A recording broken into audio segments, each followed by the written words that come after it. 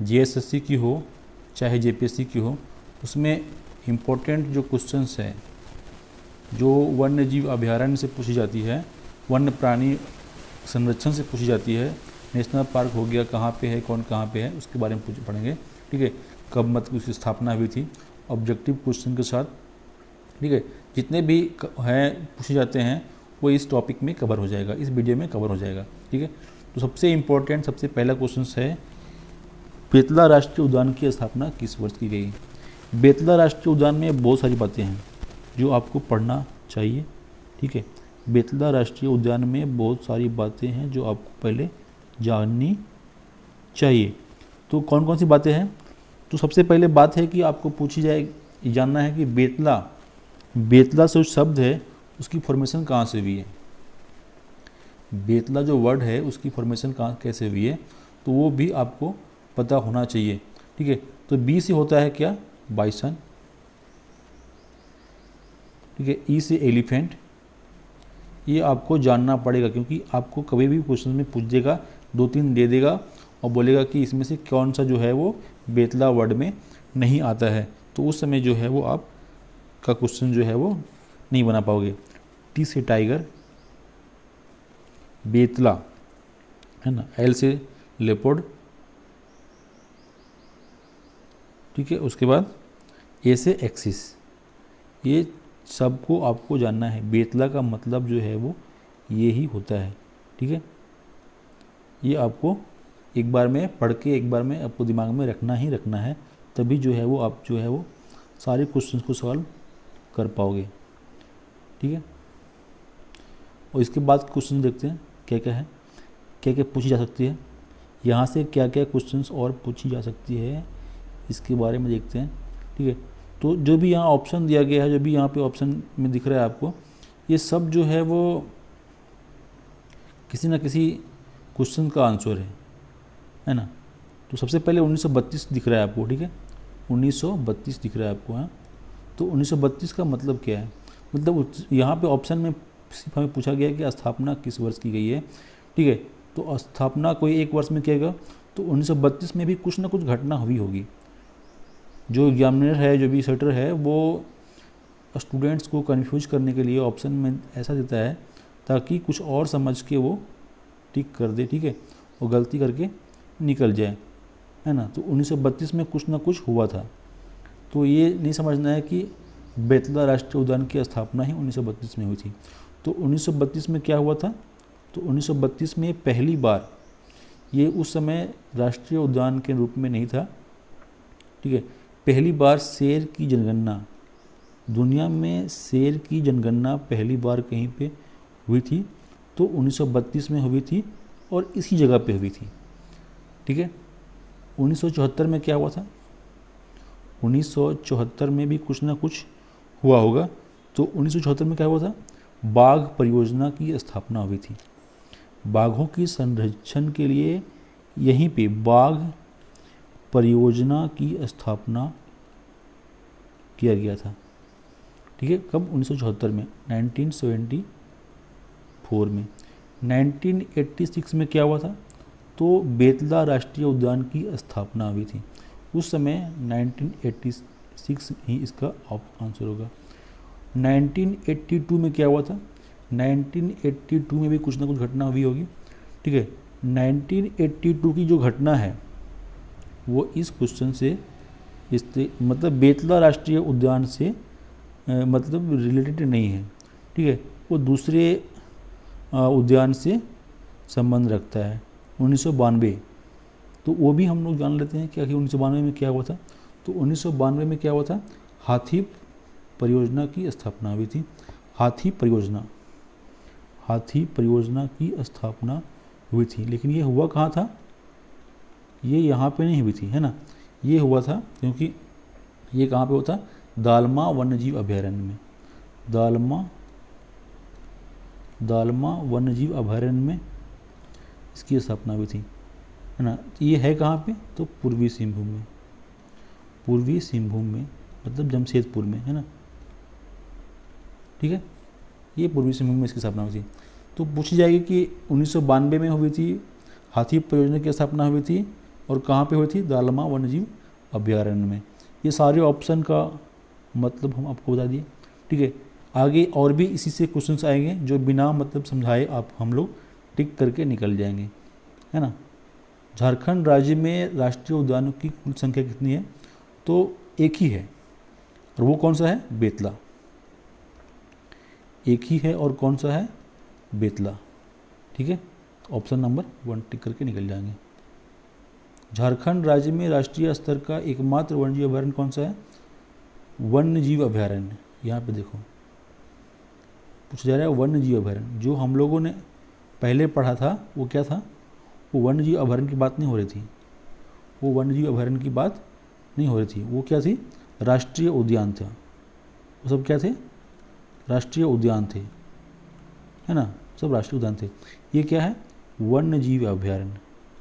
वन्यजीव अभयारण्य की बात हो रही है यहाँ पे, है ना।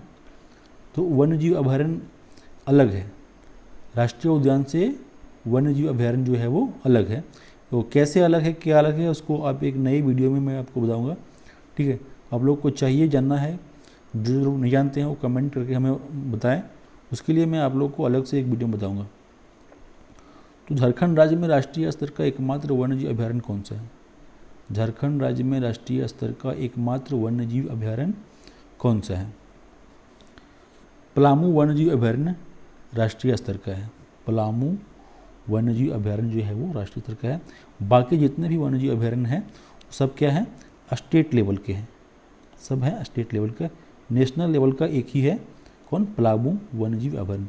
बाकी ये सब गौतम बुद्ध जो है, हजारीबाग है, दालमा है, वो सब स्टेट लेवल के लेवल में आते हैं, ठीक है। तो पलामू अभयारण्य के बारे में भी जान लो, ठीक है।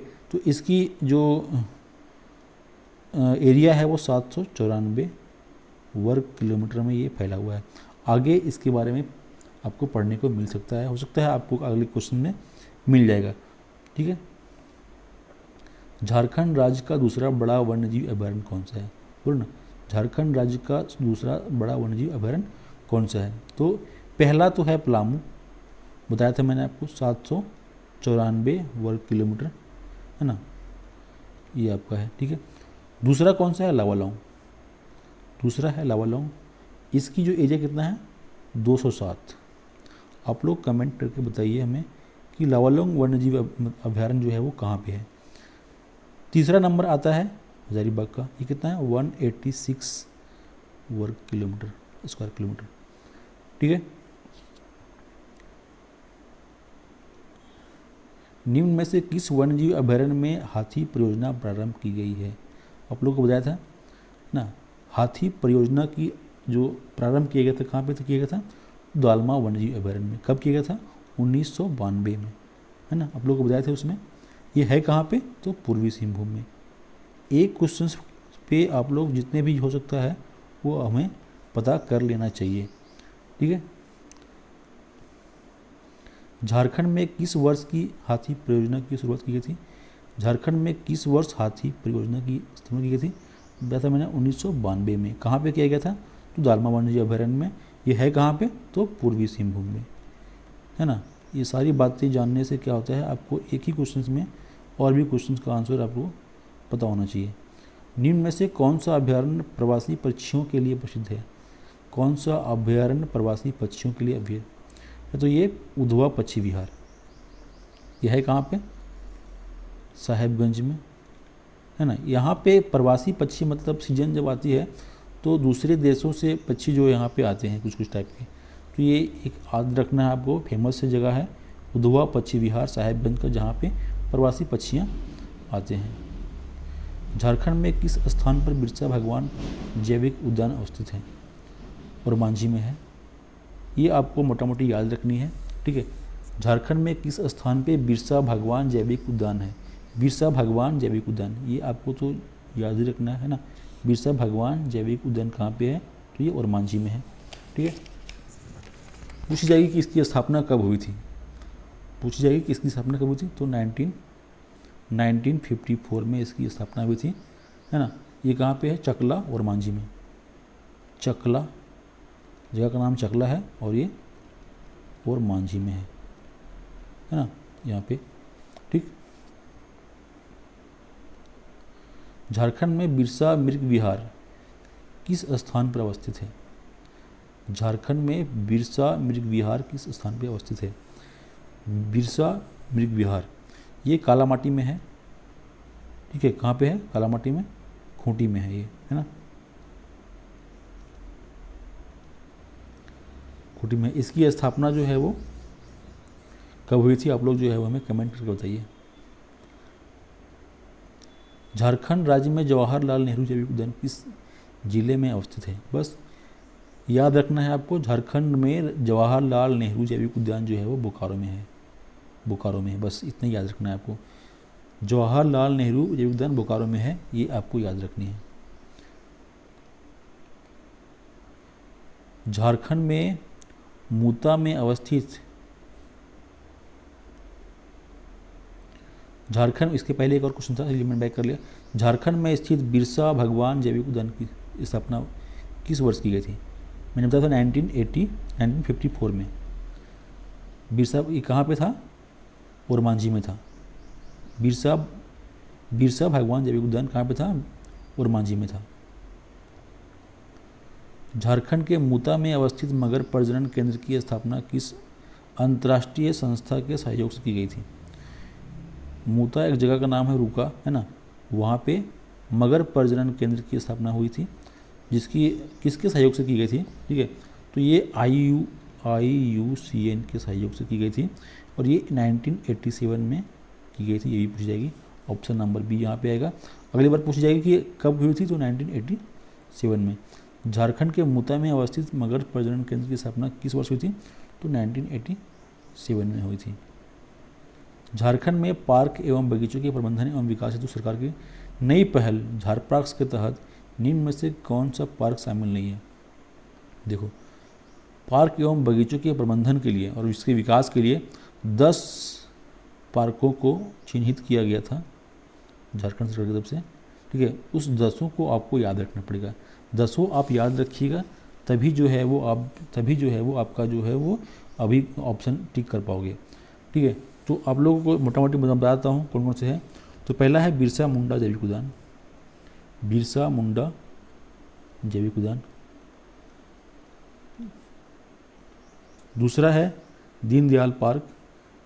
तीसरा है नक्षत्र वन, Sidhu Kanhu park, oxygen park, Shri Krishna park, Shaheed Mahto park, Ambedkar park, Gudbandha theme park और सिद्धू कान्हू पार्क। ये 10 पार्क हैं जिसको झारखंड सरकार ने सेलेक्ट किया है। इसमें से कारगिल पार्क जो है वो लातेहार का इसमें से नहीं आता है, बाकी सब जो है वो इसमें से आते हैं। तो ये हो गए अभी यहाँ क्वेश्चंस। जितने भी क्वेश्चन बनते हैं उद्यान से, मतलब नेशनल पार्क से, जैव की संरक्षण से, जीवों के संरक्षण से, वो सारी चीज़ें मैंने आप लोग को बता दिया है। इससे बाहर क्वेश्चन नहीं जाएगा। आप लोग इसको डिटेल में पढ़ लीजिएगा, 2 बार 3 बार करके वीडियो को देख लीजिएगा, आपके सारे क्वेश्चन यहाँ से बन जाएंगे।